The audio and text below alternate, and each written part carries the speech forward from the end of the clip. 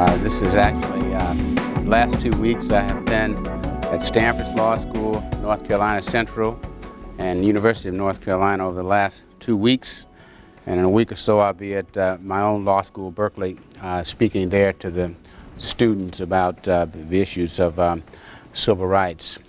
I have a background that is somewhat similar in many ways to some of you, in that law was not at the center of my initial education. I actually went to school to be an accountant and worked in a national CPA firm for a couple of years as a junior accountant, and ultimately decided that that wasn't a life that I wanted to lead, and left, and I got an MBA and then ultimately went on to law school.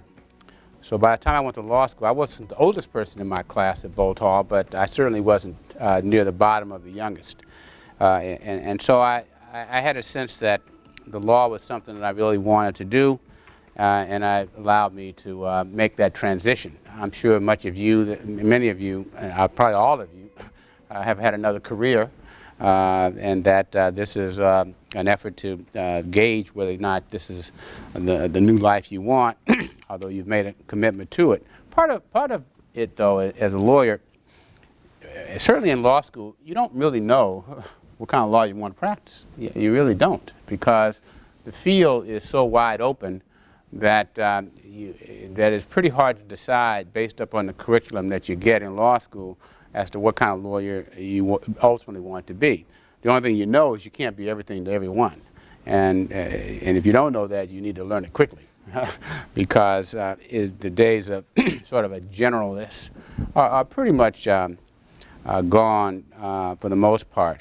As I look at my career choices, I was in a big law firm in Chicago when I got out of law school for a couple of years, and that was sort of an interesting way to look at the law in a corporate way at the IBM Plaza. But then later I became a prosecutor in Cook County in Chicago, and then ultimately a prosecutor in Alameda County. Now, each of those areas allowed me to sort of hone in on where I thought I wanted to be, and although I wasn't quite sure, I just know that at some point in time I wanted to sort of be on the forefront of dealing with civil rights issues. And so I sort of made choices along the way. And you know, there's an interesting quote that I have in my office that hangs. It's under the name of Rosa Parks, all of whom I'm sure you know, the great civil rights icon. But it really said, under it says, the choices you make in life ultimately determine your destiny. And so along the way, I started making choices about the kind of lawyer I wanted to be. And then I get this huge break in 1979, and yes, I am that old. I get this huge break in 1979 where a young African-American boy was shot and killed by the police as he was running away. And I had recently left the district attorney's office, and I was asked by the mayor at the time to be an independent investigator to determine the propriety of the shooting. And you know, at the time I was fairly young, but I had been involved in a lot of cases as a prosecutor, and so I was given this opportunity to investigate this case. Now, at that point in time, I wasn't quite sure the kind of law I wanted to practice.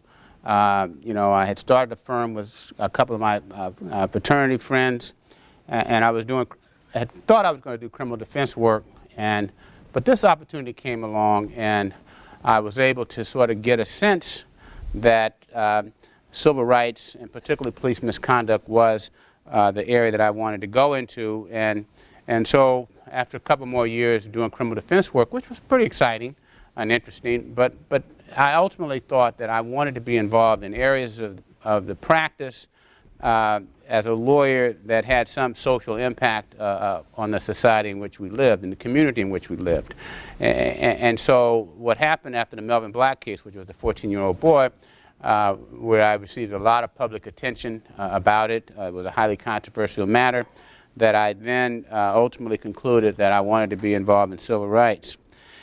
And namely police misconduct and employment matters. And that's kind of like what I've done. And the areas that that I sort of focus in on are you may have had this if you've had constitutional law, but Section 42 U.S.C. 1983, which is in fact sort of the enacting statute that allows for you, or for me, if you will, to bring civil rights cases based upon First Amendment, Fourth Amendment, and various Bill of Rights.